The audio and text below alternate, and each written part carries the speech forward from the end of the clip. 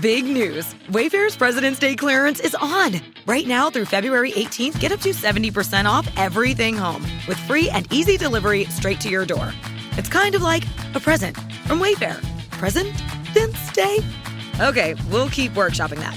And while we're workshopping, you should be real shopping at Wayfair. Like now, before it's too late. Save on quality furniture for every room in the house. Appliances, mattresses, cookware, home decor, rugs, wall art, sofas, spatulas, table lamps, toaster ovens, dining sets, outdoor sheds, and... you get the idea. Trust us, this is the sale to score amazing end-of-season savings at Wayfair. And the bow on top of Wayfair's President's Day deals? Free and easy delivery straight to your door. Now that's a present.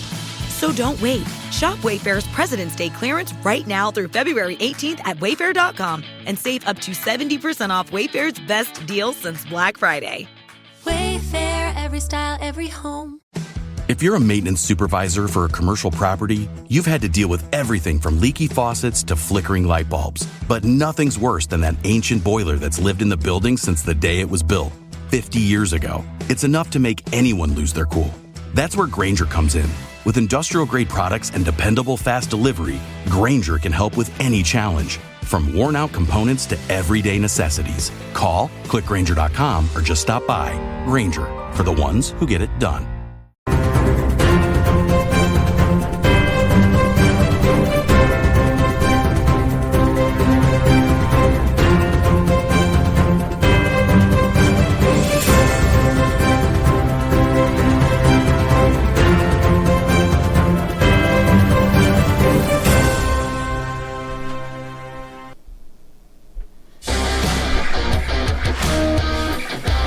All right, Ohio political news to the rescue again.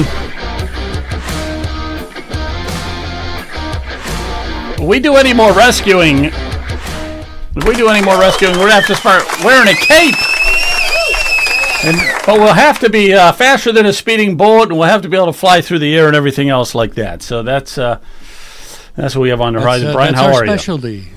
We are able to leap tall buildings a single bound, too. Yeah, short buildings, too. The really short ones are my specialty, that's for sure. Yeah. How you doing, Mr. Leonard? Good. I'm ready when you are.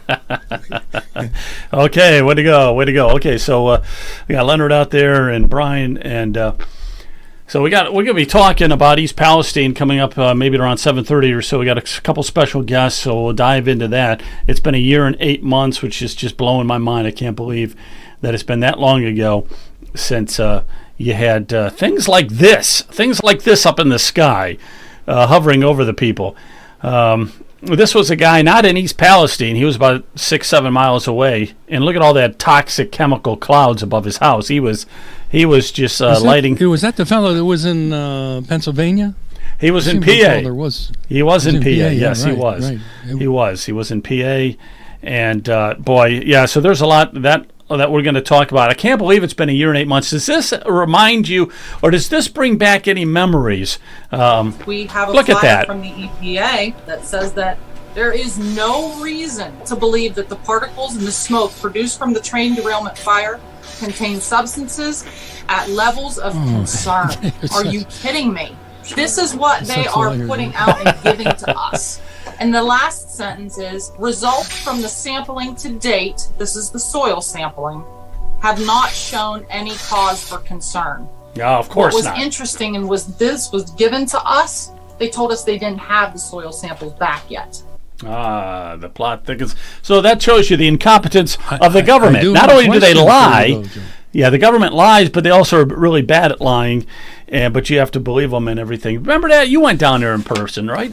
Yes, I did. And I remember interviewing a resident down there. And the question I have for you, Joe, is how many times has Joe Biden been down there? Or it took him a year to go the first time. It took him a year, so I'm not sure if he's been there since. But he did make it down there, did he? He made it for a photo op. The whole works like that. It was just a photo op. He showed up. He read something from the podium. How much money has been allocated for the restoration of East Palestine?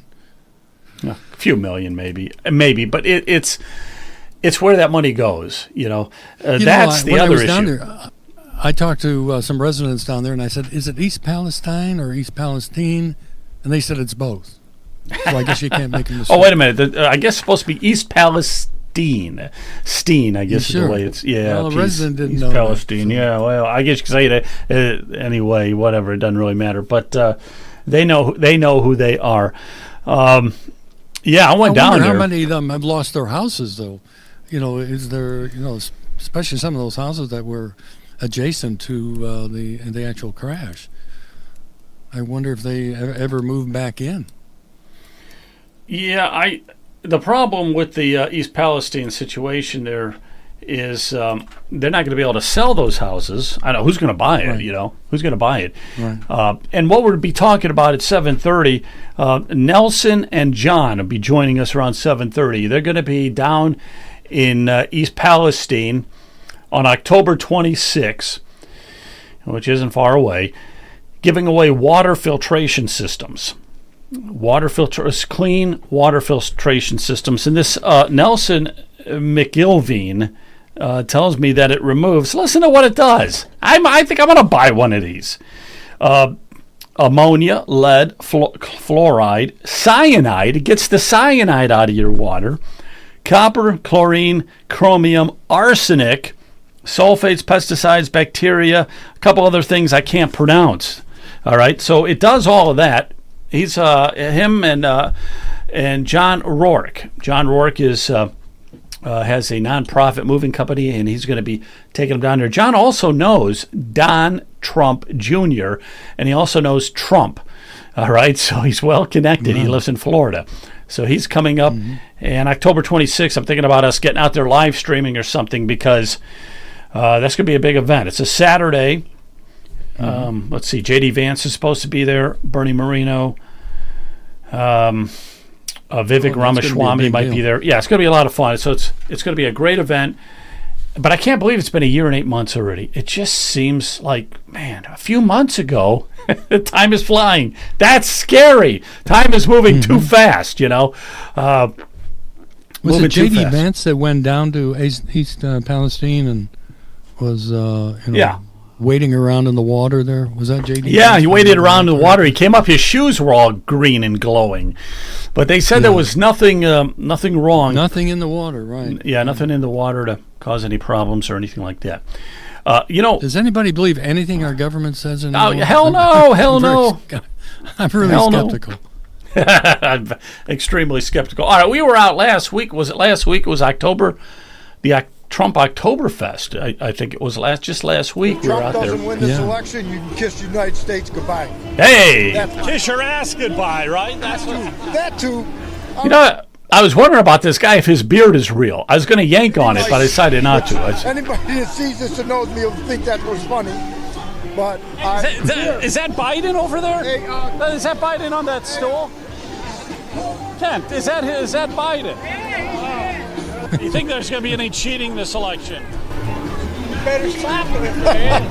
Well, you got to ask a question that really deserves an answer. I think I'm going to go talk to Joe Biden. All right, here comes to say over there. Here comes the climax of the whole event. It might fall off the bar stool. Yeah, let's go talk to Joe Biden. Oh, thank you. You too. Now, I do want to say one thing. This was a great event that they did out there, this Trumptoberfest. This was a spectacular event out there, Ashtabula County Fairgrounds. Ashtabula County Fair, yeah. And what you're seeing here is just the tip of the iceberg of people that were there. Almost, the vast majority are on the other side, inside where the bands are playing and stuff. All right. We got to talk Joe Biden over here. I was really surprised that Biden showed up. Hey, though. Joe. He's looking a little thin there. Yeah, he's like, how you doing? Doesn't have much to say at the moment. This is. Well, that's the same thing that happens Joe when Peter Biden, Doocy so I wanted to come over. What's that again? I say that's exactly the reaction that they get when the press asks Biden some question, or Biden's press secretary, basically silent. So they're not transparent with the people at all. Right. I know that. That's exactly what Biden sounds like. Here's something else, too. People would be engaged in their government because George Washington was out there. What does that mean? Abe Lincoln. It's all of us are the government. They've aged well over the years. They certainly have. Everybody will be engaged in that process. Hi, Bernie. Hey, we're going live podcast. We'll show Bernie later. That's a long clip. We'll get to him in a little bit. But, Bernie was out there. We talked to him. He talked to us for quite a while. And, you were giving him ammunition to keep going and going. I couldn't think of any questions. So I was glad that you were I was glad you were there. I couldn't come up with any questions. And it's like you fired one after the other. And he just boom, boom, boom, boom, boom. And then when he was done with us, he had to go and give the real talk. And I think it was a good prepper for him. Because, when you go into a talk cold, it takes a while to get going. He grabbed that mic and he just started blasting, grenades everywhere. Yeah, I thought he was very transparent, very open, and really friendly, towards us. And I thought it was a great time. I enjoyed interviewing him. Yeah, he's... by the way, that was Lake County's Dale Fellows that... was reenacting George Washington. He does that all the time, and he is a big proponent of the Liberty Camp, where we have about 100 kids every summer come to the camp held by, Linda O'Brien is the one that actually runs the whole thing. So big kudos to Linda O'Brien and to Dale Fellows for participating. And also the Lake County recorder, Becky Lynch. She comes to the Liberty Camp as Betsy Ross. So they're all patriots. Oh, yeah. There's a lot of good people out there. I didn't realize it, but, when you get out to Ashtabula County, they're all patriots. I mean, that is a strong red area. And Charlie Fry, who's the chairman out there, is doing a fantastic job. He did a lot coordinating that whole event. And that is a lot of work. Yeah. That is a lot of work. And to get that many people, it was a Trumptoberfest. So there were no Democrats. Okay, Joe Biden showed up. But other than Joe Biden, there were no Democrats. There may have been some undercover, but there was no one that was admitting he was a Democrat. We should give a shout-out to David Thomas. He was the former auditor of Ashtabula, and he is now the state rep-elect for the Ashtabula area. And he was there. Unfortunately, he was so busy we couldn't corner him for an interview, but we should give a shout-out to him. He has been very helpful to Leonard and I on this whole property tax issue. Excellent. Yeah, right. You better believe it. So, and the property taxes, we've got to get a handle on that. Something we talk about. You guys are taking the reins on that. You're taking the leadership position on the property taxes. We've got to do something in the state about that. Leonard's doing a great job. Leonard, why don't you tell Joe about what we're doing with the, as far as setting up the meetings with the reps or senators?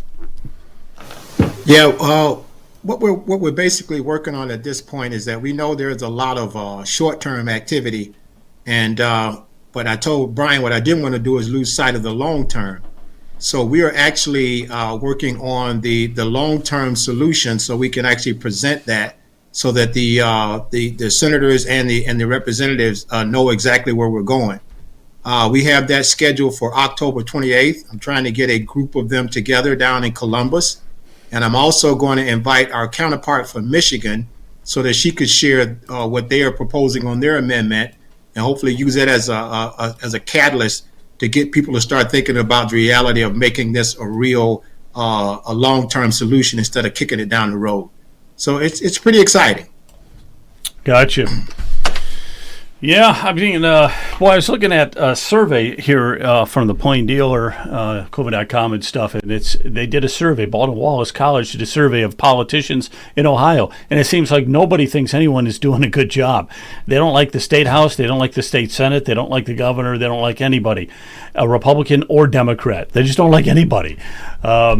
So it's not just us. Huh? It's not just us. It's just not just Republicans, but it's like everybody is dissatisfied with it. I guess there ain't a whole lot going on. I don't know in Ohio, but man, I can tell you, Joe.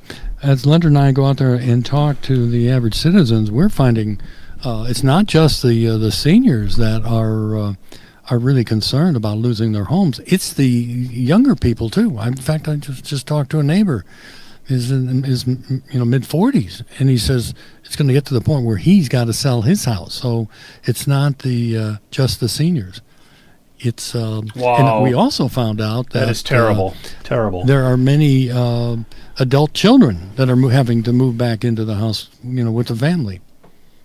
And that's a departure from our society or our culture.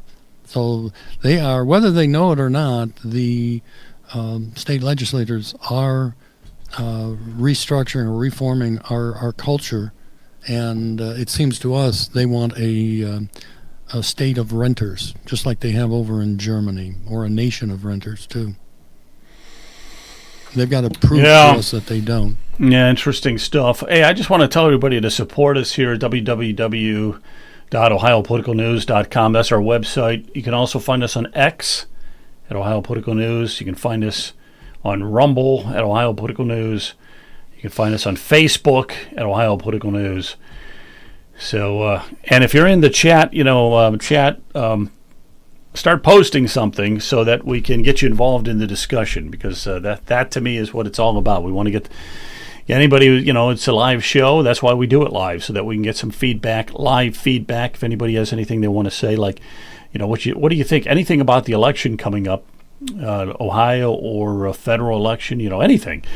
Speaking of which, on the election front, there is some good news for Trump. It looks like he is starting to make progress. Now, I can't believe that it's even going to be a close election, but all the polling is saying it is, unless all the polling is a bunch of BS. But, you look at Kamala Harris, she's doing a lot better than she should be. However, right now it's showing Trump up by 1 point in Georgia and 2 points up in Pennsylvania, which is phenomenal. All right, because if he could take PA and if he could take Georgia, now I think honestly he's up by 5 or 6 points in Georgia. I can't believe he's only up by 1. But that's what this polling is saying. And Pennsylvania, that has traditionally gone to the Democrats, and it's a lot. It's 19 electoral votes. So he's up by 2 percentage points in PA. Then all he has to do is take North Carolina, and he's won. If he could take North Carolina, Georgia, and PA, those 3 swing states, he'll be at 270 right on the money. He doesn't have to take any others. Doesn't have to worry about Wisconsin or Michigan or Nevada or Arizona or any of the other swing states. He's won. So that's good. That's really starting to move in his favor. We'll see what happens. But man, I don't really trust anything. Joe, have you heard that all of the quote elite Republican families like the Bushes and all of those, they're going to vote for Kamala Harris?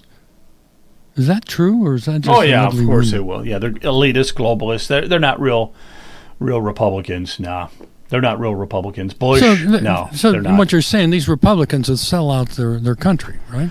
Trump is as the long first as they've one. Got their bases covered. They've sold out the country, absolutely. Romney is another. A rhino to extraordinaire. They're McCain, a rhino extraordinaire, one after the other. The whole Mitch McConnell's right up there too, right? He may be the leading trader. Mitch McConnell, they're all up there. Okay, it's a game for them. They play musical chairs. That's all, and they don't really care who wins, as long as they stay in power and stuff. But yeah, Trump is the first one to come along. That's why they've tried to assassinate him twice already. And they're trying a third time. And when you think about that bullet, that's a big bullet coming out of that rifle, man, and it grazes the side of his head. Do you realize how lucky we are that he is alive? Right. Unbelievable. Well, what do you think about the now the elites and the FBI or CIA? They're saying that there's a Iranian assassination teams that are after Trump. Well, wait a minute. Any validity to that? Yeah. Well, wait. All right. I think Kent posted this. Put that back up, Kent. Put the assassination one back up, if you would, for a second. I just want to read that. Apparently, at the rally, he was saying that there was an assassination attempt, a third one now, on Trump. We'll look at that in a second. All right. Doug Sandy. Thoughts on issue 1. Oops. I will read this one. Possible third Trump assassination. Coachella rally last night. Wow. The suspect has been identified as 49-year-old Vem Miller of Las Vegas. Any thoughts? Any thoughts? I'm not up on it, Kent. If you're up on it, let us hear your thoughts, okay? Just unmute yourself and let us know if you have any information on that. Brian, Leonard, anybody? You guys heard anything about that? Honestly, I have not heard that. I have not. That it's incredible that they're just keeping all of this, quiet. If Joe Biden has a cold, it's national news. Yeah, I'm not aware of what's going on with it either. So we'll find out, or if Kent knows anything, we'll have to look into that. And we should give a big shout out to Kent. Without Kent, we wouldn't have this. So thanks, Kent, for everything you're doing. Yeah, and you can unmute yourself if you want, Kent, and talk. All right, Doug Sandy, thoughts on issue 1. I've been pushing back on social media, but boy, the misinformation is prevalent. Thoughts on issue 1. Yeah. Well, we've got thoughts on issue 1. You got to vote no on issue 1. That for sure, more than anything. Vote no on issue 1. Stop the gerrymandering. Boy, there is... Here, we'll play some of this and we'll cut it as we go. I want to talk about this. So this is issue 1. Issue 1 on the ballot is bankrolled by progressive, foreign-backed dark money. Okay, that's the first thing to understand. Foreign money is what is backing issue 1 in Ohio. This is not, I repeat, this is not anything to do with a Ohio citizen-led initiative. Far from it, okay? This is what we're up against now. So, what is gerrymandering? First, districts are drawn primarily to favor one party over the other. Secondly, geography across the state of Ohio becomes needlessly and undeniably split only for political advantage. The language of issue 1 would make both of those things mandatory. This is the language of issue 1, by the way. And when we look at the language of issue 1, it was like over 30 pages. Over 30 pages long. So back in 2015 and 2018, voters went to the ballot box to amend the Constitution to put in place a number of anti-gerrymandering provisions to make sure that communities and counties and villages and cities couldn't needlessly be split. Those provisions were put in the Constitution to make sure gerrymandering could not happen. Issue 1 says that every single district in the state of Ohio must be drawn to either be a Republican district or a Democratic district. The authors of Issue 1 did that because they don't like what you put in the Constitution in 2015 and 2018. They realized if you were to look at a map of Ohio, and I colored in all the precincts in the state of Ohio, blue for Democrat, red for Republican, that map would show you a sea of red with islands of blue. And that's important also to keep in mind here just for a second, because now to enact the gerrymandering that they want to do with issue 1, they have noticed that all the blue are surrounded by the big cities.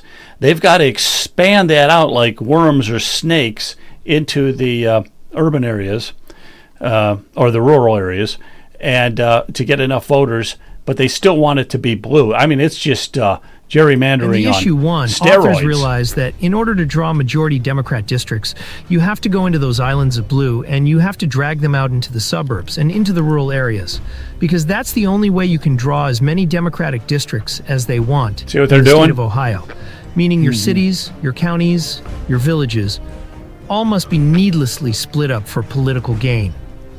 To make matters worse, the equality and population of these districts is a secondary consideration that can't even be challenged at the Ohio Supreme Court. That is a red flag. That is a red flag. So they're not going to be able to be challenged. This goes through. You can't challenge it, apparently, even at the Ohio Supreme Court. This is a rigged amendment in favor of Democrat gerrymandering.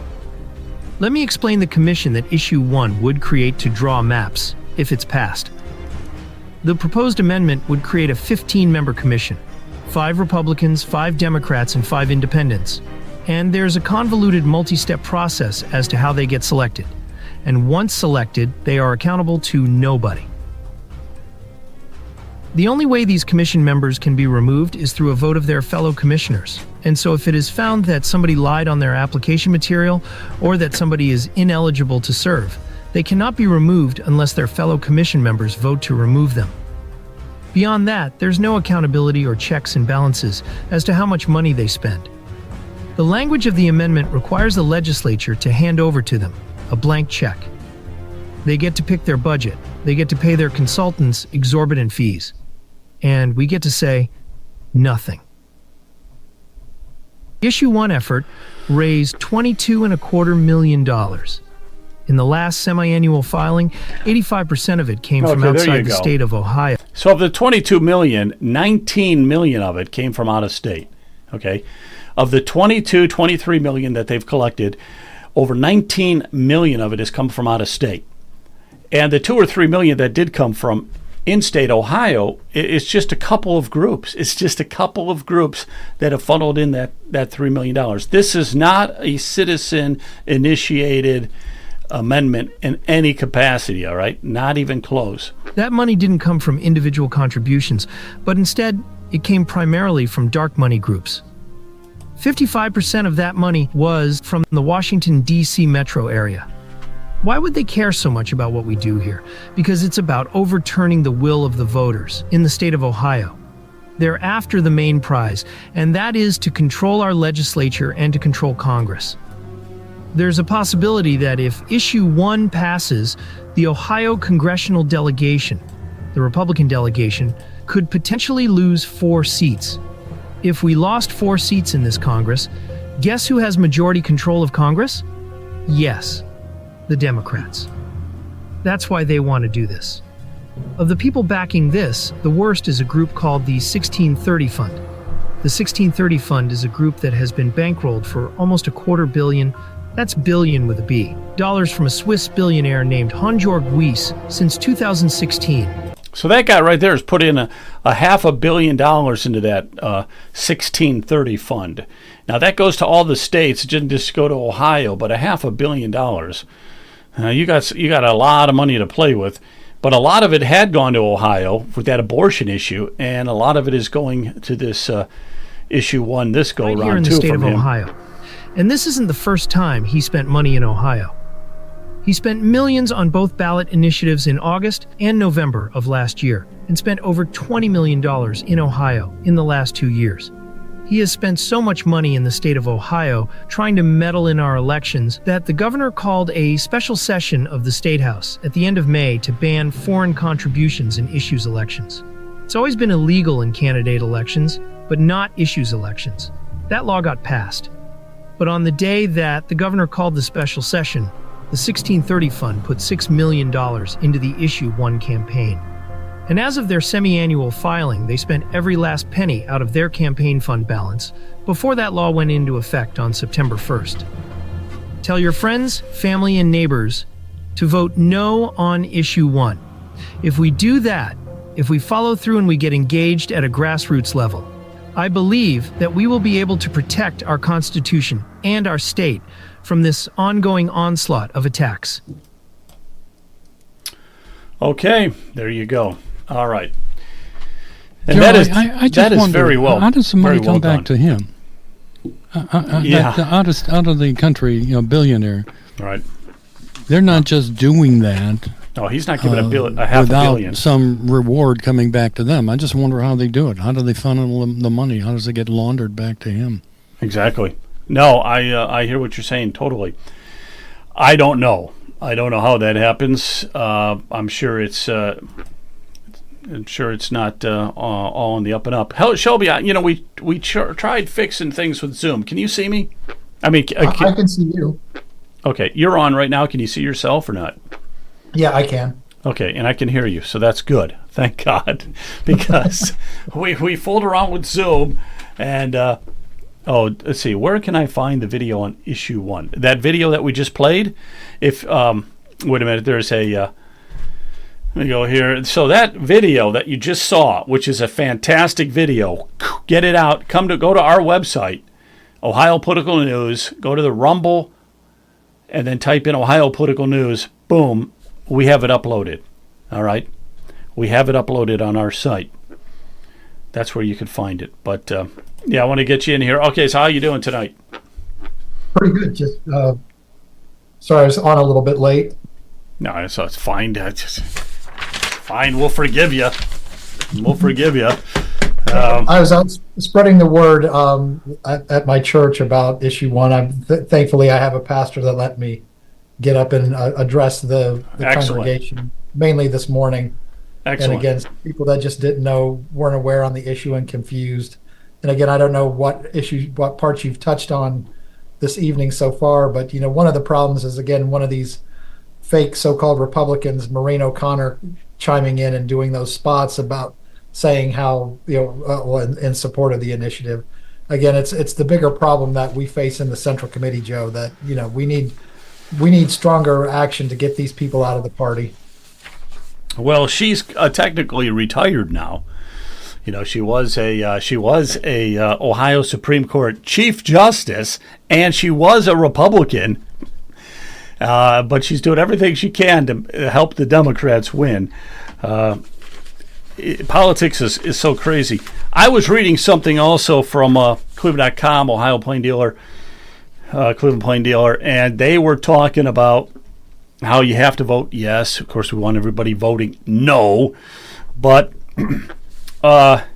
because it's going to stop the gerrymandering. It's good for the people. It's not perfect, but it's a vast improvement over what we have. And they just boom. They don't go into real specifics about anything, but they just hammer away, bullet points, and that's all people need when they're reading something. Oh, it's an improvement. The plain dealer, the liberal plain dealer, is saying that it's an improvement. Oh, it's going to stop gerrymandering. Oh, regular citizens are going to get involved. One of the scariest things, too, when we're talking about regular citizens getting involved in is that once you're on that committee, one of the 5 Republicans, 5 Democrats, 5 independents, once you're on that committee, you cannot be removed. There's nobody that can remove you except the committee itself. That's scary. And they were saying that even if a person lied about their credentials to be on that committee, you still can't kick them off the committee unless the commission says you're out of here. And if it's a corrupt commission, which it will be, there's just so much wrong with it. It's off the charts. It's just crazy. I don't know. Oh, right.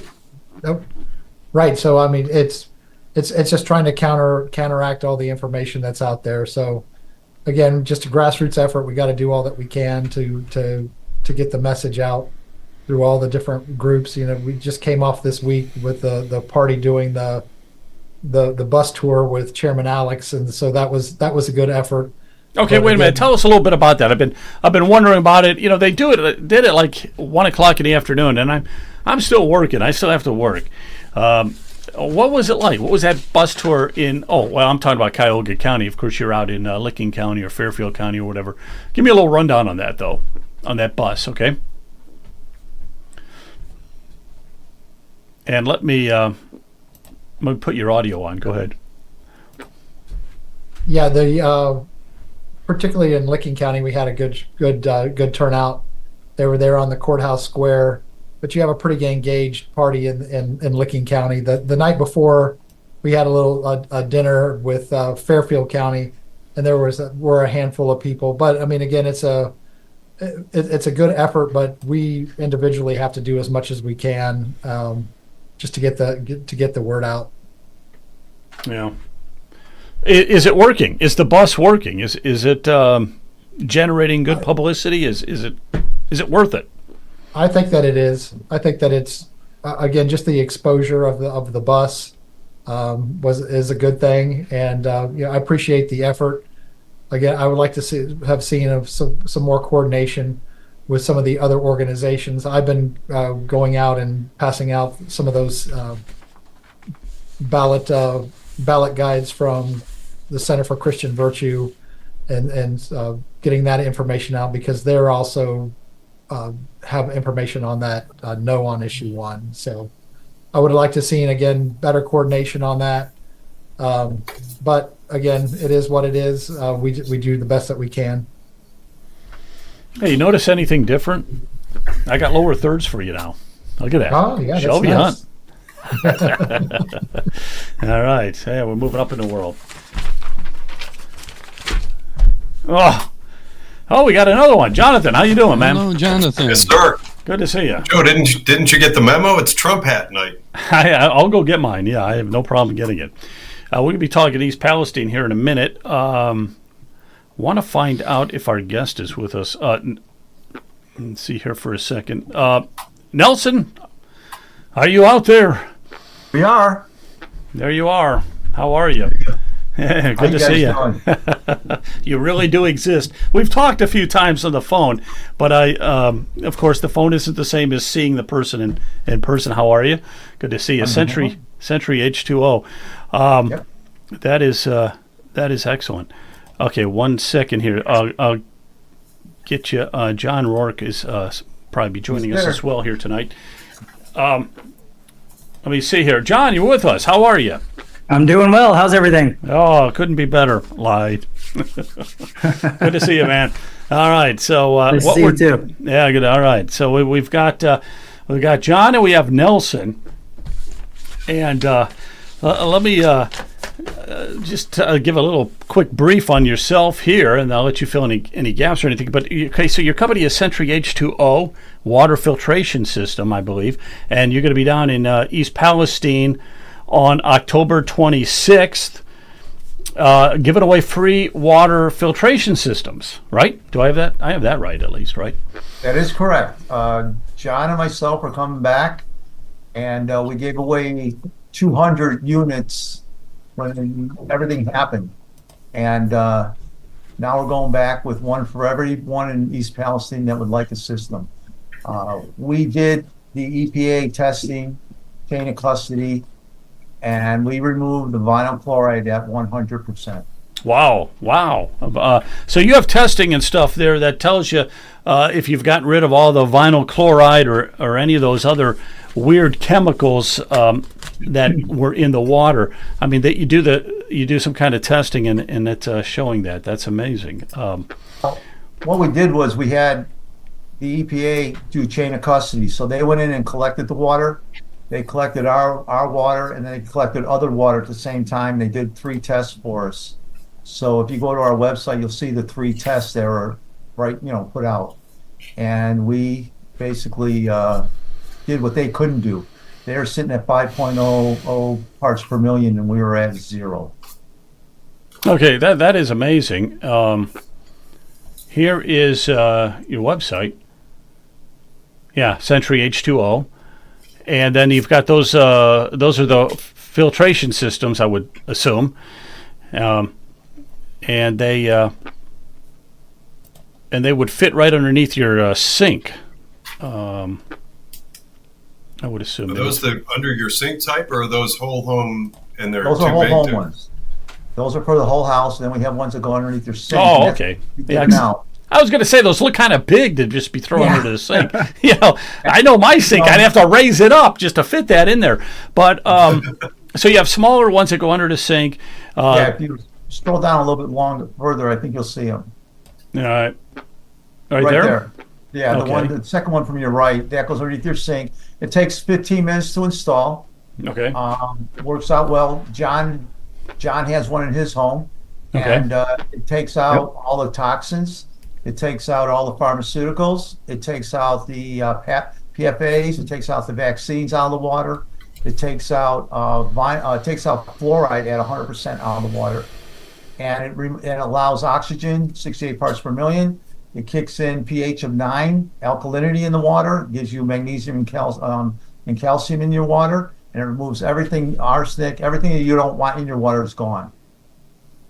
Oh, that's amazing! Yeah, that is amazing. John came to me. Last March, John? Yeah. A brilliant idea of going back, and this is kind of his brainchild. So why don't you kind of tell him about it, John? Yeah, no problem. Thanks, Nelson. So I'm the person that delivered the water for President Trump up to East Palestine when President Trump visited there and brought all those pallets of Trump water and other stuff to help those people out. So after I got to talking to people there and got to meet some of the people there, I was trying to figure out a more permanent solution for them, because you know how it goes with government. The government's going to tell them that the water's clean, everything's fine, nothing to worry about. Right, but we've all seen the commercials where have you drank the water at Camp Lejeune? If so, please call this number. So like they told the people at Camp Lejeune the water was fine too, and the people at Flint and the people in Hawaii and on and on and on. So I met Nelson's company while I was out there delivering the water for President Trump, and I actually have one of his systems at my house and I use it and we love it. And I wanted to provide the people that live there a solution. So I partnered with Nelson, Sentry H2O, and we figured there's about 1,930 homes in East Palestine. So we'll make available that many water filtration systems, and that would be enough to put one in every single home in East Palestine and provide the whole town with more of a permanent solution where, I know the EPA is telling you that it's clean, but it's clean when you have a filtration system under your sink and you can see the water going through it and then into your cup. So then for sure this water is clean. So we wanted to be able to provide at least that peace of mind to those people that live out there because, what they got is pretty much the shaft. So that's it is what it is. I mean, they did. They got the shaft and then some. I want to play this if this brings back any memories. We covered East Palestine quite extensively, and I can't believe it's been 1 year and 8 months. It seems like just a few months ago. I can't believe that. 1 year and 8 months. But here was a little clip from Fox News. We have a flyer from the EPA that says that there is no reason to believe that the particles and the smoke produced from the train derailment fire contain substances at levels of concern. Are you kidding me? This is what they are putting out and giving to us. And the last sentence is, results from the sampling to date, this is the soil sampling, have not shown any cause for concern. What was interesting and this was given to us, they told us they didn't have the soil samples back yet. Yeah, amazing, huh? So, Joe? what the government did, and we talked about this before, is they printed out those postcards saying everything is fine, and they mailed them out ahead of the actual testing of the soil samples and everything, which is not the smartest thing to do. But, that's our government for us. Joe, yes. My core business is injection molding. I mold PVC, vinyl chloride, okay? If I mold at 10 degrees over the temperature they require it turns into a thing called mustard gas.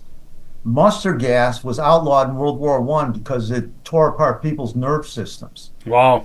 When they lit that vinyl chloride on fire, and, by the way, vinyl chloride doesn't burn. They put an accelerant into that to light it up. When they did that, those fumes. Okay, wait. I hadn't heard that before. So you're saying that vinyl chloride was not a fire hazard? No, I make smoke detector covers out of PVC because it doesn't burn. Okay. Well, that's interesting. So they had to put an accelerant to actually burn it all up. That is crazy because. So if you buy a smoke detector from First Alert, okay. We use vinyl chloride, PVC, to make the covers so they don't burn. But they will, over time, with temperature, turn into a gas, which is poisonous. I mean, deadly poison. Wow. That's the downside, okay? Other smoke detectors have to have a fire retardant in them. When they did that, they put that product into the air, and where it landed, anybody's guess. Yeah, well, this was... I got a kick out of this. So a guy took this, he lived in PA, about 6 miles away. And those clouds that you see there, those are those toxic chemicals. That's toxic chemicals in the air right there. That is not a thunder shower coming down. And I had to cut the audio because he was just swearing like you wouldn't believe, giving an F word to the governor of both Pennsylvania and Ohio, and just, F this, F that. But look at that. That's all over his community, and that community was, 6-7 miles away. So I don't know who it was who was the brainchild that thought, hey, if you go a mile away, you're safe. That's insane. How could they possibly think that you would be safe going a mile away? Makes no sense at all. Those clouds just kind of dissipate all over the place. I've been doing cleanups for the last 5 years. I'm going to play this in a second. Most notably on the border, on the southern border, and picking up the trash that illegal aliens leave behind when they cross the Rio Grande, and obviously I've done the Baltimore cleanup. John, this is you. I think you recognize yourself. I hit this by mistake. Oh, yeah, there I am. Yeah, it's probably a good time to play it anyhow. Where 2 guys overdosed in front of us, and we had to Narcan them back to life on the streets of Baltimore. And, honestly, the cities are falling apart. They're rotting from the inside. This is something about what you're doing. You're doing it with your moving company. You're trying to clean up a lot of the areas, including the southern border. Country is not what it used to be, and someone needs to do something about it. I put together the Make America Clean Again initiative, and the plan is to, starting January 25th and 26th of 2025, we're going to go to Washington, D.C., and I'm partnering with a rehabilitation facility down in South Florida. And the plan is to not only clean up the trash that's on the streets of Washington, D.C. and all these other major cities in the United States, but also try to help some of the homeless, addicted people that are sleeping on the streets, whose skin is literally rotting from tranq and fentanyl. So that was One American News. Let me get back to you here. Yeah, it's just brutal. It's part of my Make America Clean Again initiative, and this is what East Palestine falls under that initiative as well. It's all about making America clean again, and that includes the water, that includes the air, that includes the streets. They're not safe, they're dirty, they're disgusting. But more so, East Palestine, I mean, those people have been totally and completely forgotten about. I mean, it took President Biden a year to go back to actually go to East Palestine and figure out what's going on, and you watched people interview him and ask him questions, which is very rare, obviously. But when they did ask him questions about East Palestine, he says, I've been meaning to get over there, but I've just been so busy flying to Australia and flying, to China and flying to all these other foreign countries. I just got to make time to get there, but I'll get there. That is all I need to hear from this guy is he's making time to fly around to all these other foreign countries, but doesn't have time to go to East Palestine. He doesn't have time. He has his own helicopter, Marine One. You're telling me this guy can't hop in that helicopter from Washington, D.C. and get to East Palestine in a couple of hours to go there and provide hope to those people that live in that town? Obviously, he chose to not do that and then, sent Pete Buttigieg to go there, who that was a total disaster. I mean, Pete Buttigieg was wearing like a vest that he looked like he just bought from Walmart 15 minutes before he showed up, boots that had never seen mud before, and he's walking around pointing here and pointing there, like as if he actually knows a thing or two about train derailments. Everyone knows he was a failed mayor before he became the head of the Secretary of Transportation. The guy's never drove a truck, doesn't know the first thing about transportation, but he is super diverse, being gay. So of course they have to put him into this position and wheel him out there like he knows what he's talking about. It's an absolute disgrace to this country. It's an absolute disgrace to the town of East Palestine. He absolutely went there and did nothing for those people, brought them no solutions except for the EPA to tell them that your water is clean, your air is clean, go back to your miserable lives and vote for Trump because we know you're going to. We don't want to give you any help. We don't want to give you anything.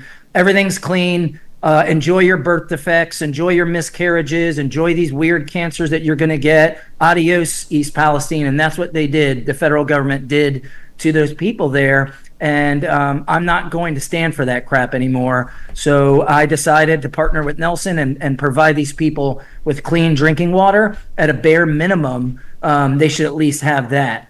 So, Norfolk Southern came up with this settlement, this class action settlement, which these people, obviously, after the lawyers get their greedy hands in there, they're going to wind up getting, $100,000. I mean, these people are never going to be able to sell their homes. The greatest way that they have to wealth is stripped from them because no one's moving to East Palestine. Imagine, wanting to sell your home and get out of there. Good luck. That's never going to happen. Yeah, so who's going to buy it? Right. What the hell is $100,000 going to do for you when? And they don't get that $100,000 all. Yeah, I don't think they get the $100,000 all in one lump sum either. I think that it's spread out over a few years. Of course it is. A little bit here and there, which is actually not going to do anything.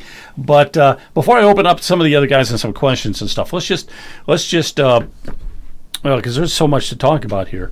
But wait a minute. But it's the county officials and the agencies that they oversee responsible for Ohio's water and railroads. Let me just give you a quick lesson here that we've uncovered since we've been doing this, and that is, there's the political system here in Ohio. They dropped the ball horribly. And first of all, you're not allowed to burn off all that toxic chemicals. So it had to have to come from the governor. Now, there's two governors, because it's right on the border, They both had to agree, Pennsylvania and Ohio. There's no other way that you can light off 11 cars, tankers full of toxic chemicals and stuff. But they, for the longest time, you could never find out who it was that gave the order. And then finally it came down to some part-time fire chief who said that he was the one. It's so much BS. But here's the problem, guys. When you get political like this, the railroads are giving these guys a lot of campaign money. Even the congressman in that area, Johnson, I forgot his first name, but he got money from the railroads. They're getting money from the railroads. And the railroads give you money for your campaign so that when a disaster strikes, you better help them. That's the problem. All right. Let's talk about it here for a minute, then I'll open it up. Let me go back over. Nelson, can you just tell us what it is that is going to be happening on October 26th? What's the game plan? We're actually next week we're shipping out several hundred units to give away. All right, we don't want to overwhelm the building that we're going to be putting these systems in. We are putting together a event, and at the event we have touched base with a few politicians, people running for office, and we touched base with, I believe, John, some folks in the Trump family. If everyone shows up, and we believe they will, we're going to be giving units away, and folks are going to get something that they desperately need. Without it, we're being told people are coming down with cancer and whatnot. And I'll be honest with you, when you drink water that has a 9.0 pH, alkaline water fights cancer. So some of the things we're giving away is a product that may help them in the long run. Not just clean water, but a wellness product. So on the 26th, we'll be there, happily giving away product. And at this point, we're kind of waiting on our end for folks to commit because of the fact that they are in a, last weeks of an election process, and everybody is kind of in a run for the finish line kind of thing. Gotcha. All right. And I do want to also say that you are from Arizona, okay, and John is from Florida, and if I'm not mistaken, John knows Trump Jr. or Don Jr. Trump, so I think he might be out there October 26th as well. All right, so you guys have a question, Brian? John? Yeah, I've got a comment question. Jonathan, you want to go ahead first, or go ahead? Sure. Yeah, I'll dive right in. I don't know if I could put this in the form of a question, but it's more of a comment. I agree with John. I had very low expectations of Biden, and they actually plummeted even lower with Biden's comments and his unwillingness to address East Palestine. As an Ohio citizen and an American, seeing the suffering going on in East Palestine and just the worldwide shock at that derailment, and then Biden taking forever to get there. Yes, that was a low point even for Biden, but I want to direct everybody's attention to another name that everybody should know, and that's Erin Brockovich. Erin Brockovich, for anybody that doesn't know, I think pretty much everybody above the age of 3 understands the story and the implications and importance of Erin Brockovich and the work that she did to uncover, this was in the 1980s, some contamination of water. And I forget her name. Who was it? Julia Roberts, I think, played her in the movie. It was incredible. The story is incredible. And she became like folk legend in fighting corruption and specifically around water contamination and the insanity, just the pure audacity and insanity of what happened in East Palestine, Ohio. Erin Brockovich, she's still active. She's still around and with us. She actually, I believe, made some effort to go in and take a look and lend her voice and expertise on these issues. She worked, by the way, for a kind of a white hat law firm in fighting water contamination in the 1980s. If you don't know the story, you need to go and read the book and watch the movie or look it up online or something. It's amazing. But Erin Brockovich making her way into East Palestine was ridiculed and shunned by the left and by the Biden White House, which tells us everything that we need to know. It was clearly a blatant effort to cover up and CYA. That infuriated me. Knowing the story and knowing it's like if you have some sort of emergency and the fire department shows up and you turn them away when your house is burning. That was that bad and that egregious. So from that moment on, I knew that what we're up against in East Palestine is atrocious. They know about it, and they're making every effort in cahoots with our media to cover the darn thing up. And to you, gentlemen, kudos. Thank you for stepping up and stepping in and helping out. It's greatly appreciated. Yeah, excellent. Brian, you got a question? Yeah, the question I have is, where's the Ohio EPA on this whole thing? At the last commissioner meeting, we had two residents from the city of Kirtland. They were expressing their concerns where the Ohio EPA has stepped in and said that they must spend $35,000 each in the old town of Kirtland on a septic system that had failed. So if the Ohio EPA is worried about septic systems, I don't remember or recall, maybe somebody can correct me, how the Ohio EPA has helped East Palestine solve their problem. Because they talk to me all the time. The Ohio EPA calls me on a constant basis. They're not jumping up and down that we can go and help these people. I can tell you that right now, okay? Something that you may not know about is we bring our products, our carbon and product comes in from Germany. And our company in Germany does a lot of things with the globalists. The globalists came to us, and that's how we got a product that takes out PFAs and vaccines out of the water. They didn't want that in their fish farms, okay? But when I called them up and I said, listen, I got a problem here. We have a vinyl chloride dump. And they jumped up and down and said, we've been kind of waiting for a problem in America. We have a carbon that we developed 5 years ago to remove vinyl chloride from the water. What does that tell you? Oh my gosh, they've been waiting for... Yep. Oh, that's very interesting.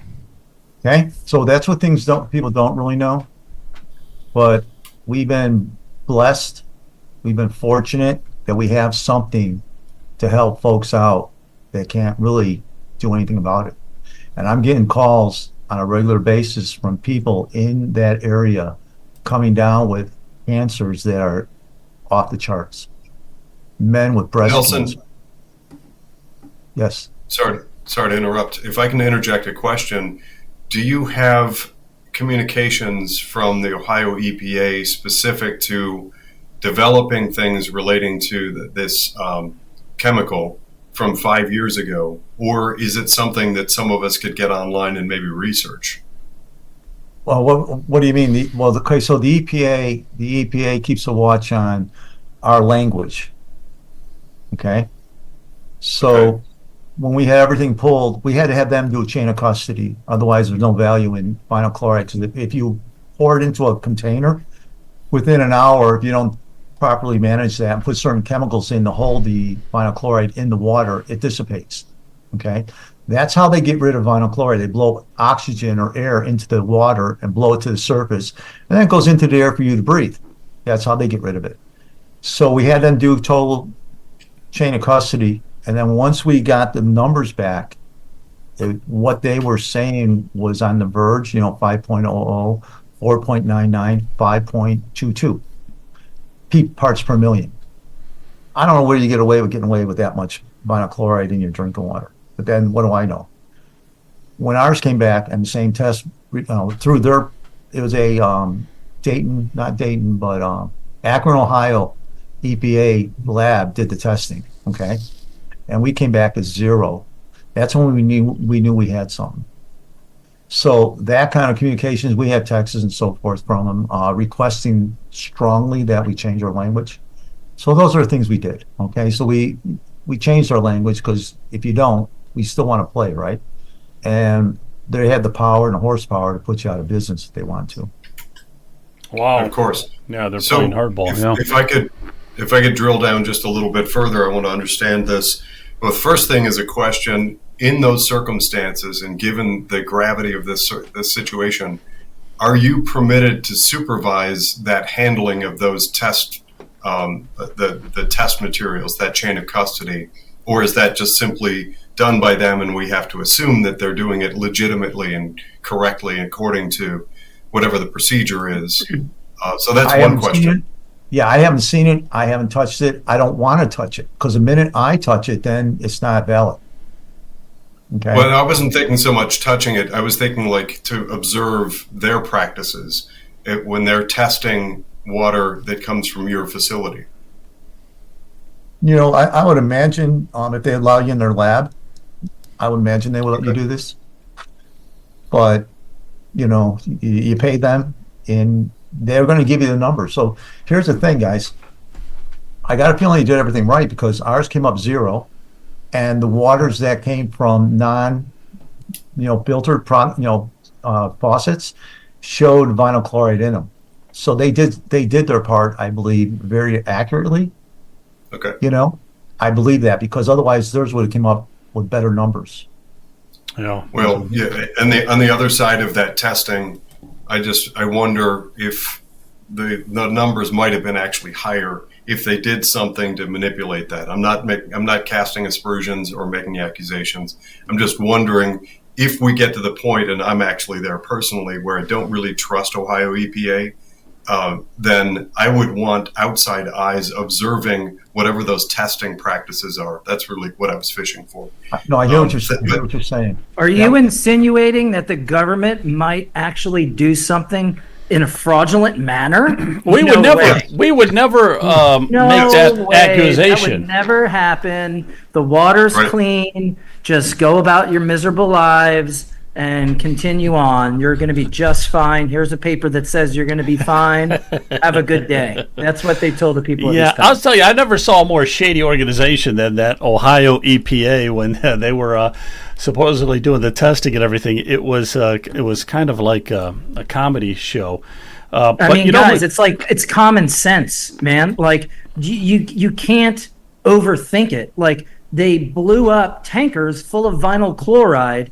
Then what they did is they put aerators in all the tributaries and all the creeks and all the waterways, and they aerated the vinyl chloride out of those waterways, supposedly. And then when you aerate that, where does it go? It goes into the air. So like they blew up vinyl chloride, and that from that video you showed, you could clearly see the smoke is all the way into Pennsylvania. And that has to come down at some point. And then they aerate all the waterways, and all of that goes into the air. So, could a water test show that it has 4.99%? Sure, it probably has 49.99% to be honest. But, they put it into the air now. Now you're breathing it. Okay, so, I mean, you got to use your common sense, and you got to think like, this is a total situation where the government would 100% cover up anything and everything they possibly could. All right. I mean, like, and it's the same thing. It's like if you get this vaccine, then you won't get COVID, right? Like, enough already. Like, everybody understands that water is shot probably forever. So just do the right thing and take care of those people. They always have to be underhanded lies. Have the media tell you it's going to be okay. Get the government agencies to say it's going to be okay. It's just enough already. Enough is enough. Yeah, enough is enough. People's lives are in seriously, man. Look at this. Taste in my mouth. I still have everything's fine. Numbness in my gums. I'm now on an inhaler that I've never had in my life. When you go outside and you smell this, and then your throat goes numb and you lose your voice and you can't get your breath. It's heartbreaking. I just have no other way to describe it. This is an environmental disaster, and this is a health crisis. There's no toxic fumes in the air, guys. There's nothing to be worried about. Come on. That is totally fine. Look at it. That right there, totally normal. Everything's going to be okay. I mean, I would be right there inhaling all this stuff. It would have no effect on me. And we don't have any hotels for the people that live there to go to. Right. But let's put illegal aliens in 4- and 5-star hotels. That's totally fine, too. 11 of the cars that had this hazardous material, 5 contained vinyl chloride. 5 of those huge train cars. Where are all the environmental activists? Why aren't they, in East Palestine? Yeah, where's the environmental about that? Right. No, that's a good point. How has that done to our climate? Where the hell are they? Yeah. Vinyl chloride in my system. It showed up positive for vinyl chloride and benzenes in my urine, and my husband's has also. It can be so toxic acutely, like immediately when you're exposed to it. Vinyl chloride is a carcinogen, and so at low doses, it can cause long-term health impact. Become apparent that officials didn't really know exactly what they should be testing for, so we wanted to figure out what they should be testing for. So we're 100% volunteer. We initially got involved with a team of 4 people, and because of the need in these... Now, these guys are, I think, from Purdue University. They came out to do their own research and studies. In Ohio and Pennsylvania, 20 faculty, staff, and students are involved. So we've been to the area 4 times. We have collected over 300 samples. I was shocked at the scale of contamination in East Palestine that wasn't being talked about. And the East Palestine Fire Department field is now... And this is the guy, the part-time chief fire guy, who supposedly gave the orders, and everybody listened to him. This is so much BS. Evacuation area. With the full support and backing of Governor DeWine, I'm happy to announce that the evacuation order is now lifted. We also, though, have done the testing in specific areas, water and air. This is your Ohio EPA. Everybody to the right is Ohio EPA, and most of the people that were part of it looked like they were right out of college. I mean, right out of college. And then, of course, you got Sherrod Brown to the left there. He is photo op. Can't miss those photo ops. Those areas that we have deemed safe, we believe that because the science and the data proves that. When I'm outside, every one of them looks guilty. I smell it. Yeah. And that smell was never there before, so how is that safe? We don't fall into the 1 mile zone. Okay, there's no danger, but yet it's in my system. Can you explain it? No, they can't explain it. Watch this. Oh, here's J.D. Vance. He at least went out. See that chemical pop out of the creek. This is disgusting. And the fact that we have not cleaned up the train crash, the fact that these chemicals are still seeping in the ground is an insult to the people who live in East Palestine. After leaving, I became sick. So I had headaches for 2 days straight. And then a week later, the CDC sent a team in, and 7 of their employees got sick. We have a flyer from the EPA. Okay. I mean, it just goes on and on. Okay, so what do you think, John? So you guys are going out there, give them fresh water, which is wonderful. They've been drinking that stuff for the last year and 8 months, unfortunately. Hopefully I don't know how clean the water is at all, but at least you guys are going out there and doing this. So give us a few more details on that, okay? Yeah. So I think that it's I think they're all full of crap. All the people that you saw in that video standing there just looking awkward and looking guilty, you can just tell they're lying if you know anything about body language or anything about just being a normal person that's had conversations with people. Like, you can tell right away they all look guilty. It's like, why don't you just give it to us straight? Let the people know, hey, the water will never be the same there, and you have to move from this town. And we're so sorry about that, and we're, that this accident happened, and whatever the case may be. Then do that. But they're never going to do that. They're going to let those people just stay there for the rest of their lives, tell them everything's fine until we start to see the commercials on TV about did you drink the water in East Palestine? If so, call this number. This is where this is all heading. Eventually, it's going to get there. The government has had every opportunity to provide these people with clean drinking water, and they just have not done that. You know what I mean? Joe Biden came a year later. Did he bring any solutions with him when he went there? He brought absolutely no solutions there. He just walked around, the blind leading the blind, pointing, looking, nothing happened, right? Like, would it cost the government any kind of money to put a whole home system on every one of the homes in that so they can have so the people can bathe their children in clean water. I mean, like at the very end of the day, if the EPA is going to say that the water's clean and you know that the people there still don't believe it, I mean, could the government spend $100,000 and put, 200,000, $1 million and put whole home systems on every home that wants one? Of course they could. Why would Norfolk Southern, who makes billions and billions and billions of dollars, you're telling me that they couldn't put whole home reverse osmosis or whole home wellness systems or whole home any kind of system, anything that those people could have some kind of clean water in their homes? They absolutely do not. They deny it. They tell them that it's clean. And then people like myself and Nelson, everyday Americans who actually, neither one of us have some massive multi-million-dollar business where we're just like, shoveling gold coins into our bank account. Like, we're just average, everyday, hardworking Americans that actually give a crap about this country. And we want to make sure that people that are getting screwed get taken care of. And why is it that we can do this and no one else has done this yet? Right? Like, right. It's because people don't care about this town in East Palestine, and it really pisses me off. Yeah. You know why? Because there are hardworking veterans that live there. There are hardworking Americans that live there. A lot of those people are low income that literally don't have anything to begin with, and we're going to take their clean water away from them? I mean, how disgusting is this? And that's why we're going to do something about it. And Nelson's a great man, and his company is amazing for doing what they're doing. To be able to potentially spit out 2,000 water systems, and he's a small business owner. Are you kidding me? And he's doing it, though, at a great cost to him. And that's a real man, and that's a real American, and that's what we need more of. Yeah, now, Nelson, how are you able to do that? How are you able to just give away 2,000 of these water filtration systems? How can I not? Mm-hmm. Okay, so here's the deal. We've been given the only product in the world that will take vinyl chloride out of the water. Nobody else has a product that takes it out except me. Okay? It's a carbon-based product. It's all natural. It cost me $300,000 to do this. Okay? So bottom line is this. We had a gentleman that went into that town called Mr. Trump, right? President Trump. Yes. And he gave them water. Okay?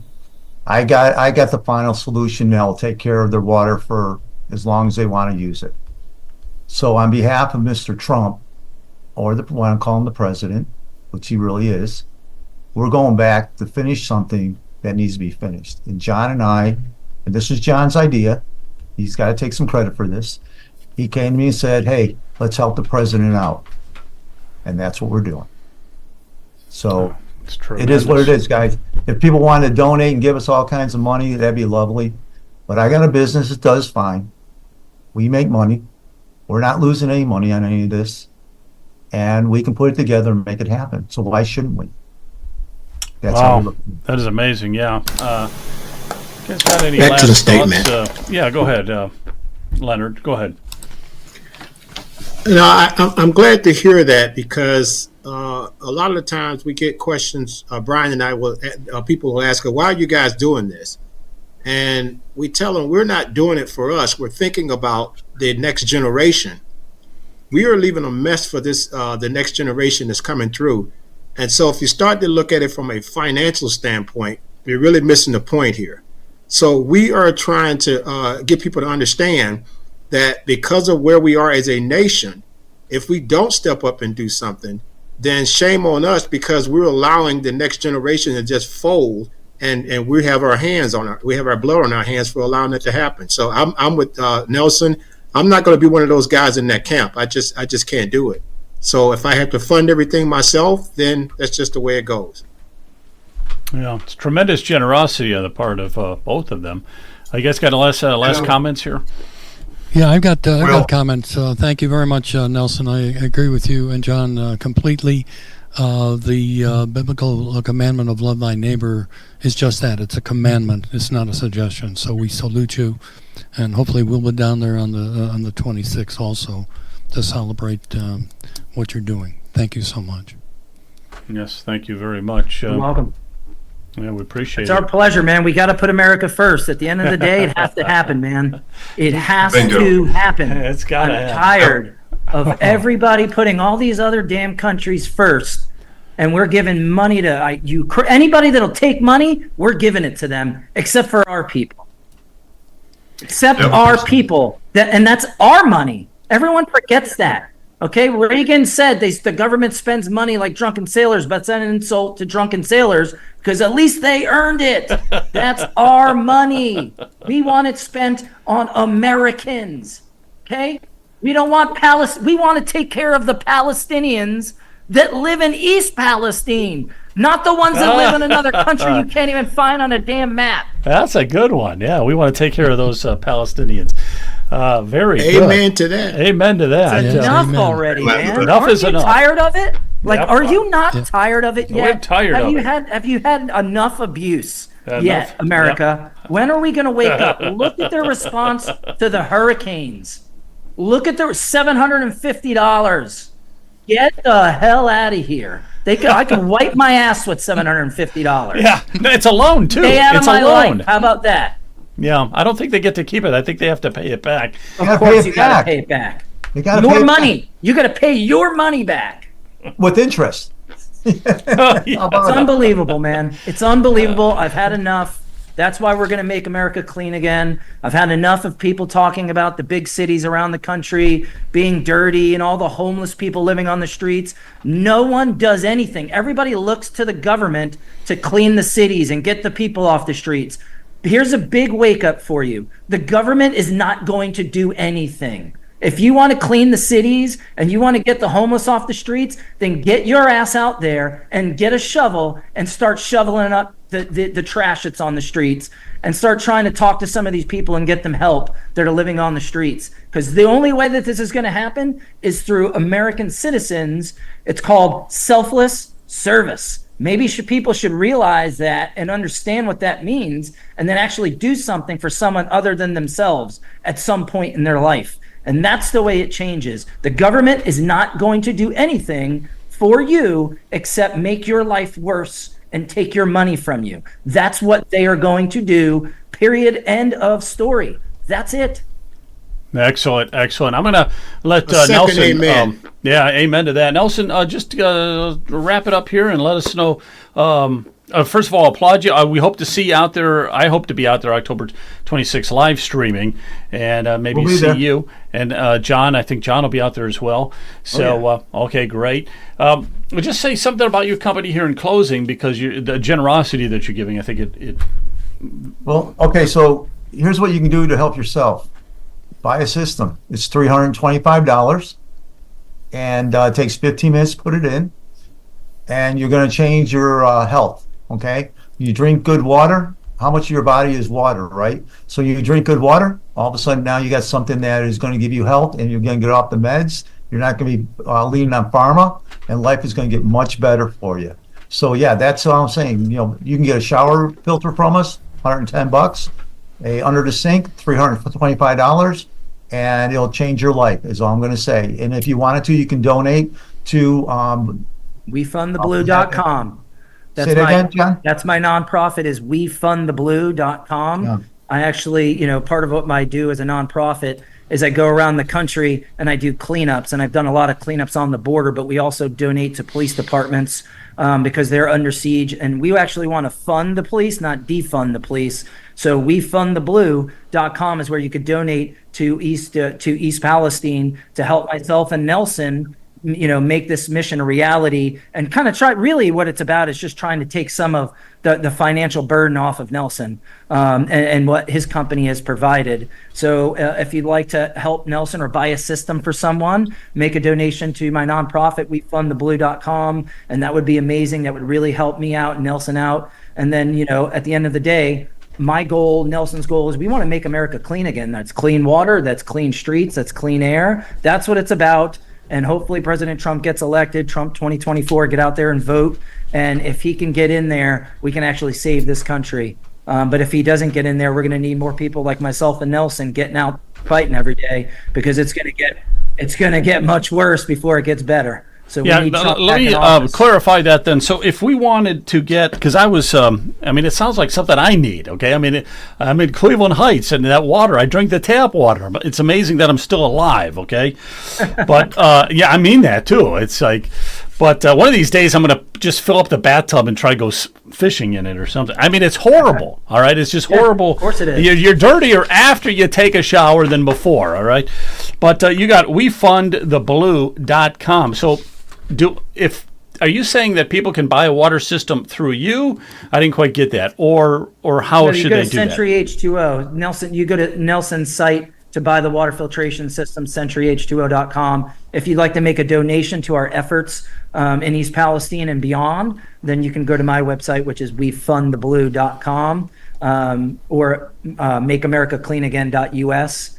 This goes to the same website, and make a donation and help us out. Oh, gotcha. The So website, you go on sentryh2o.com, and there's a fundraising page. It goes directly to John's page. Everything's good. You don't have to think. All right. Yep, there you go. Too easy. That's so easy. That's all you have to do, guys. And for a couple $100, $300, you got yourself a product where you're not drinking out of a bottle. You're not taking plastic in. All that stuff. And our product will scrub all the plastics in your system, all the pharmaceuticals, all the vaccines. All of that comes out. awesome.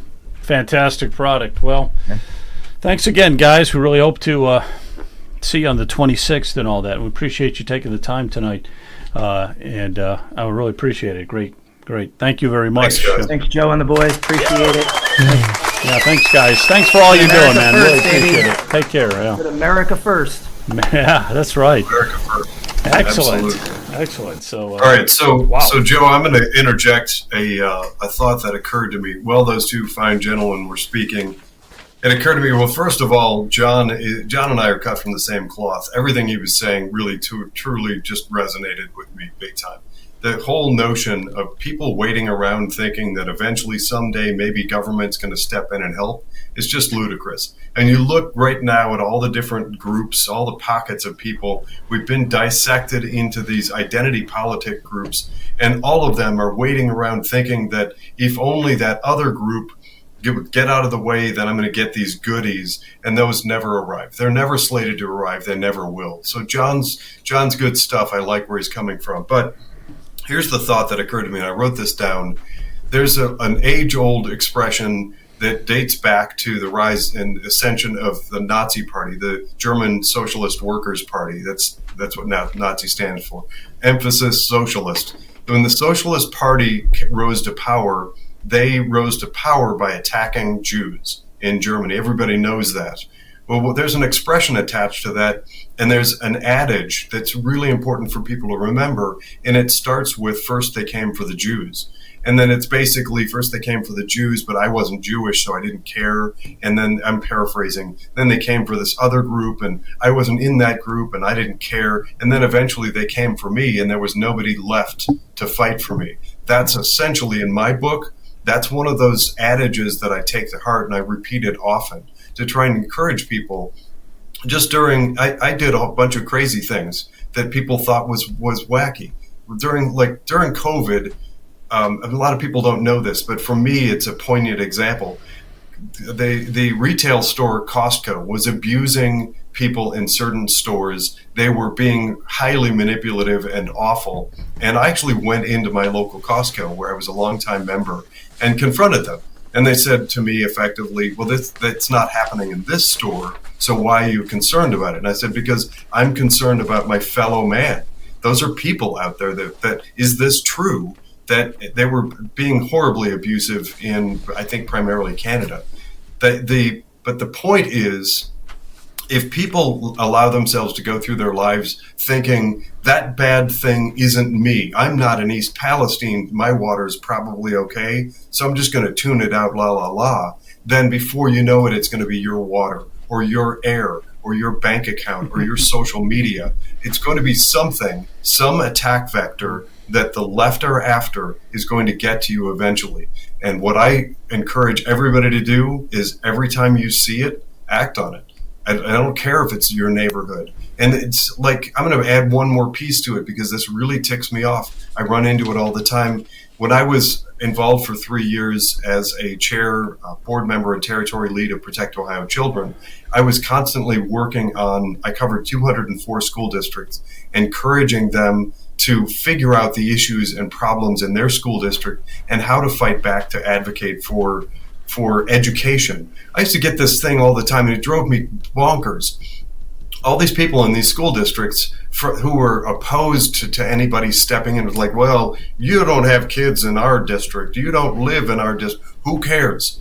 If you're sick and somebody shows up with a stethoscope and they have a medical degree, don't argue about which college they went to, assume for the moment, or ask questions. But the whole notion that people trying to say, you don't belong here, we're going to separate you, you can't talk because you're not here, and all the people on the outside saying, well, I'm not going to deal with it because that's some other group or some other area. It's all BS. We are our brothers and sisters' keeper. That's my 2 cents. Yeah, well, that was good. So also, John and Nelson are still with us. You guys are welcome to stick around. I mean, we can sort of, if you don't mind, can we slide off topic and ask you a couple other questions? You're out in Florida. What's the climate out? I mean, that's Trump country. I gotta believe Trump country. We talk a lot of politics on this channel, and I was just with Trump. I was just with Donald Trump Jr. actually a couple days ago. I live in Palm City. And as you know, we just had a Hurricane Milton come through from the West Coast. Right. Yep, you had 2 hurricanes. On the East Coast. You had 2 hurricanes. Yeah. Helene and Milton. Milton is, what did damage to where I live. So I just 2 days ago, I had a tornado come through my backyard. I was in the upstairs in my boys' room looking out the window because I got an alert from. Listen to this. This is a shock. It even shocked me. A government alert to my phone that I actually checked. And it told me a tornado was coming my way, and a tornado actually came my way. I couldn't believe that something the government did actually worked. Yeah. So golf clap to the government because I got to check my phone and it said tornado approaching Palm City by 5:10. I look at my phone, it's 5:02. So I start looking in the general direction, and sure as shit, I see. Yeah, it's coming your way. So the government gave you tornado in my backyard. Government gave you an 8-minute warning on the hurricane, which I guess is better than nothing. But did you? Yeah. You must have rode out the storm then. I would assume. I did. So it was on. It came across from the West Coast, and I'm on the East Coast. So I expected 50 to 70 mile an hour winds. This isn't my first rodeo with hurricanes. I've lived in South Florida since for 36 years. So I've been through a ton of hurricanes, but never a hurricane that had so many tornadoes. You always hear about, they always say, oh, be careful of the tornadoes and the hurricane. But, I've probably been through 6 hurricanes in my life. Never once had a tornado hit. Not this time. Literally, a tornado in my backyard. Had to jump in on my kids underneath our stairwell and, and tell them I love them. Because I thought my house was literally going to get lifted off the ground. It wound up missing my home and destroyed a bunch of pieces of property in my neighborhood. And it was amazing to see the American spirit at work. 15 minutes after it went through, there were guys out there in Bobcats and John Deere tractors and Kubotas and chainsaws literally clearing the roads, cutting down trees off people's homes. It was just like I just felt so proud to be an American in that moment because it was like Americans helping Americans. You know what I mean? It didn't matter what your politics were. It didn't matter the color of your skin. These people were out there in feeder bands, cutting up trees and just taking care of their neighbor. And it made me feel like, man, maybe America's not going down the damn toilet as much as I think it is. So this proved a point to me that, there are good people out there that are working hard every day and will help you in certain situations. And this proved it. And, the next day after the hurricane went past, I went out with Donald Trump Jr. and I went out with Congressman Brian Mast, and we toured some of the hard hit areas. And, it was just amazing to see Trump Jr. out there just providing hope to people, walking through people's homes. And, he had a hat on and some sunglasses, so people didn't quite recognize him right off the bat. Obviously, a tornado had just destroyed their home. And then he introduces himself as, hey, nice to meet you, I'm Don Trump. And they look at him like, Donald Trump? Wait, oh my God, it's you. And he's in their house. surveying damage, asking how he can help Wow. with Brian Mast and trying to do the right things and giving them the right information. It was just great to see, real people helping people That's that amazing. actually care John, out there doing the right thing. Don Jr. out there with you and helping and everything. Let me ask you a quick question on that, because what is the climate there as far as like another assassination attempt? I mean, you've certainly talked to Don Jr. That's conversations had to come up. Are they worried? They taking precautions or what? Yeah, I mean, they're obviously they're very worried. Some lunatics tried to kill his dad twice now, and he's number 2 on the hit list according to Iran.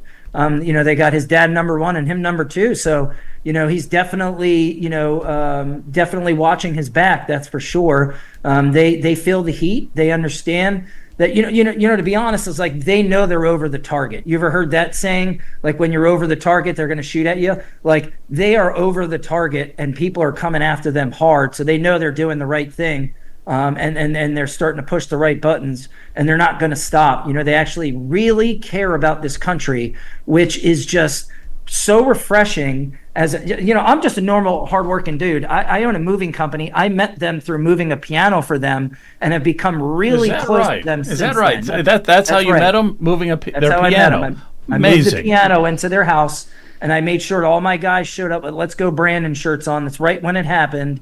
And we had FJB hats on, and they just loved us and thought it was just so funny and amazing that we would do that for them. And ever since then, I just, basically said, hey, if you guys ever need anything, I've grown up in this town my whole life. I know all the working men and women. I know the plumbers. I know the electricians and the painters. If you need anything, you let me know. And they took advantage of that. And, they said, hey, do you have any Trump-backed guys, guys that are love us and love the country? And I said, that's all I'm my friends. Yeah, of course I do. So I was sending them painters and sending them general contractors anytime they need something, and we built a good strong relationship from that. And I've gotten to know them really well, and they're just amazing people. They actually care about America, and they care about the people of America, and it shows. And I feel like it, watching President Trump and seeing him up close and personal and meeting him and talking with him, he just oozes America. You know what I mean? Like he just loves this country so much. It's so obvious to see.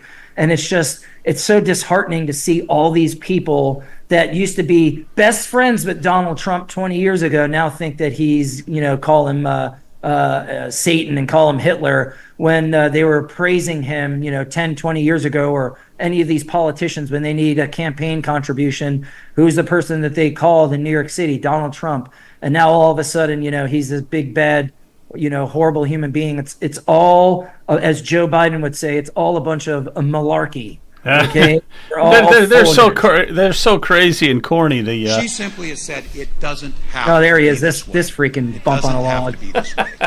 We can't Look at afford. Him. He's a knucklehead, guys. We can't afford 4 more years of this, and I've been saying it. Can't afford 4 more years. They're the ones who are causing all the problems that are going on out there. Guy doesn't even have a load of shotgun. If you saw that video lately, he's a big hunter, but he couldn't load a shotgun. No, he couldn't. There he is. That's a real leader right there. He's bulletproof, as they say. Nelson, do you see Kari Lake will pass the... Oh, yeah, that's a great question. Excellent question. So let's get Nelson in here.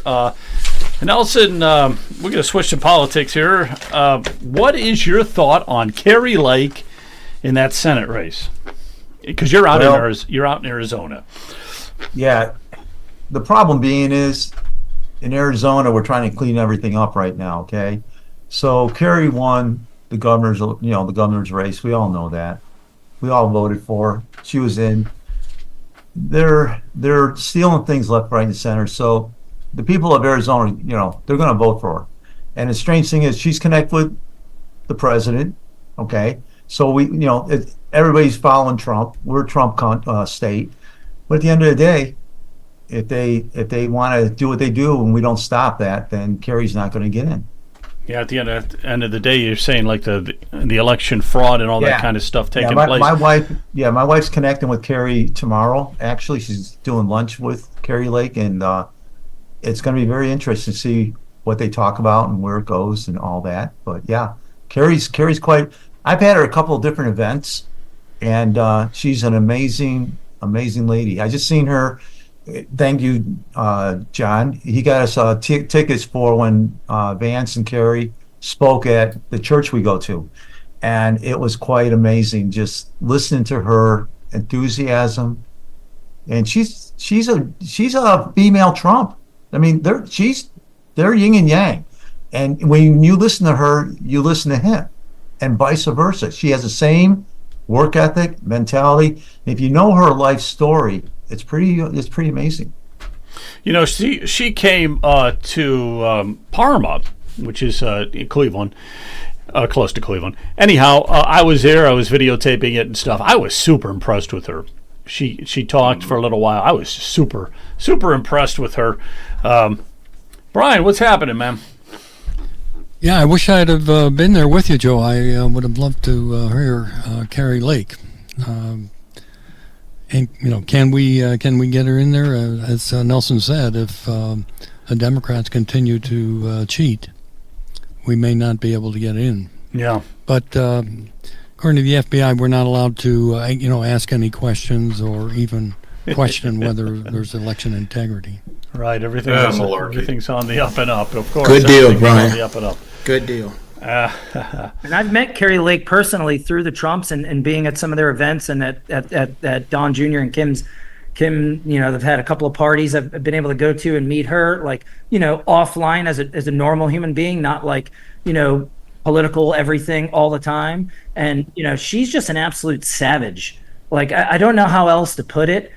She is just no nonsense, and she really loves the country, and she really, believes in what she's doing, and she actually cares. And it's just so refreshing to meet all of these people like even Marjorie Taylor Greene. I got to meet her. She is rock solid. These people are people that need to be in office, that need to be elected. These are actual human beings, American citizens that, big surprise here, actually care about America. And it's no wonder they fight so hard to put these people down, because they know that these people actually care about our country and our people and are going to do the right thing and put America first. And it just drives them nuts for, to not be a globalist piece of garbage. They can't stand people that just love this country, that aren't afraid to just wave that flag around and sing the Star Spangled Banner and put their hand over their heart, and they just despise that. And that's why they go so hard after people like Carrie Lake and Marjorie Taylor Greene and President Trump and J.D. Vance and on and on and on. It's because they just can't stand the love for America, that real love that you can see. It drives them nuts. And that's why they go so hard after them. That's why we love them so much. And she's got to win. She has to win. That state is being completely overrun by illegal immigrants. When I've gone to the border 20 times in the last 3 years now. And, it's not just the people that are crossing. I've rescued almost 200 dogs off the southern border. Okay, these people bring their dogs with them when they cross for protection. And then they meet a Border Patrol agent, and they're not allowed to bring the dogs into the facility. So they just discard the dogs. So you got thousands of stray dogs and cats. In every border town, you have just tons and tons of trash in environmentally protected areas and all over the Rio Grande, and just people coming nonstop, thousands and thousands every single day, pouring into Arizona, pouring into California. And then, every time I've flown out of border towns like Del Rio, I'm on a plane, and 85% of the plane is illegal aliens. I'm in an airport in Del Rio, and there's more illegal aliens in the airport than Americans, and that includes the workers there. I mean, and people don't see that. People just have no idea. If you watch CNN or NBC or CBS or ABC, they're not talking about the southern border. So, if you're a hardcore liberal, you literally have no idea what is going on at the southern border. You have no idea there's thousands of animals being discarded. There's trash everywhere to go along with the hundreds and millions of people that are coming across the border. And it's a shame that it's gotten that bad. And that's why a person like Carrie Lake has to win, because if she doesn't, Arizona's going to spiral out of control with the amount of illegals coming across the border and the drugs that they're bringing. Yeah, I think all the states got to having their issues. We've got to get we have to get our senator across the border, but let's play this here. Bernie Moreno. Yeah, so anyhow, what do you think of all this? It's great. And it's Americana. Yeah, that's what it is. So we were doing a live stream here at this Trumptoberfest just last week. It's a community coming together, celebrating life and liberty and freedom. People who want just a government that works for them, that's in the background, lets them live a good life. You know, you enjoy here, family, which is what it's all about. You know, the building blocks of every society is a strong family, and that's what these events promote. Absolutely, yeah. We've been talking about that a lot, man. Strong family. When you destroy families, babies, and morality, the society collapses. Look, you see a mom there, a dad hanging out, you know, enjoying good music, good food, good camaraderie. This is what they want to take away from us. They want us to all be dependent. We got to get this guy across the finish line, just like you got to get Kerry Lake across the finish line. Yep. I mean, the government, really live good. in some big city, drive a scooter to work on our electric car, go, you know, no gas stoves. You know, these are the people who want to ban everything that we like in life. We're not going to let them do that. No. They would shut something like this down in a heartbeat. Oh, yeah. Well, look, they did it during COVID, right? Right. During COVID, they wouldn't let us do something like this because they want to control our lives. Look, it's very simple. We want to control our own destiny, our own lives. That's what it's all about. You guys are familiar with Bernie Moreno, correct? Very much so. Yeah. And he's going to be out there, I think, on October 26th, you said, possibly. Yeah, he better be out there. You know what I mean? Like, he's running for senator of Ohio. He better be out there. I can't imagine That's that true. on October 26th, there'll be something more important going on in the state of Ohio than what we're doing. Get in there. Nothing more What's the important one going issue on that you October can stop 26th? immediately? We got to secure the border. Look, I came here legally. My family did. We got to respect our laws. And if the first act that you have coming into this country is breaking our laws, you can't be here. So if you're in this country illegally, we're going to deport you. My opponent wants to give you citizenship. He wants to keep the borders open. We're going to close them. Look, we want immigrants to come to America, all of us. You know, obviously, I was a first-generation immigrant. I'm sure for you guys, third, second, fourth, fifth, or whatever. But they got to come here the right way. They got to learn English. They got to assimilate to our culture. They can't what come a here concept. You got to learn English. What a concept. They got to understand that they're going to be additive to our economy and not lower wages. This is, by the way, not a unique proposition. This is what every country on earth requires of people to come. The other thing I'm concerned about is the illegals actually voting. We're trying to get our states to, before someone is enrolled in the election cycle, register to vote, they should prove that they're a citizen. Yeah. So now it's a checkbox, as you know. It's an honor system. Right. The federal government refuses to pass the SAVE Act, which would mean that you'd have to prove citizenship to vote. That's common sense. By the way, there's no country on earth that would put up with foreign nationals coming in and voting in their elections. It's an idea that would even cross your mind. Imagine you're on vacation in some foreign country. The idea that you could vote in their elections is insane. And we need to make it harder to cheat, easier to vote. This is something we will get done. The other side wants to get rid of voter ID, let alone pass the SAVE Act. My opponent the other day, Sherrod Brown, said he would nuke the filibuster to pass a bill that would eliminate voter ID and would send everybody a ballot, even if you applied for it or not.